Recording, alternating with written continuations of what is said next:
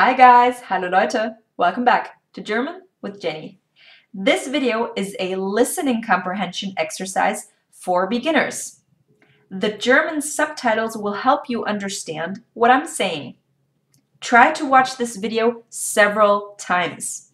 The more you hear German words, the easier it will be to identify and understand them in a conversation. There will also be an exercise on my blog, germanwithjenny.com. Let's get started. Los geht's. Der Alltag. Der Alltag ist nicht immer einfach und manchmal ist der Alltag langweilig. Wir müssen im Alltag oft Dinge tun, die wir nicht gerne tun. Im Alltag wiederholen sich viele Dinge.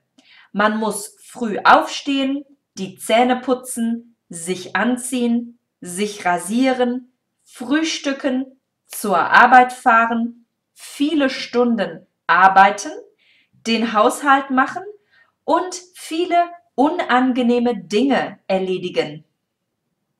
Der Alltag kann auch schön sein.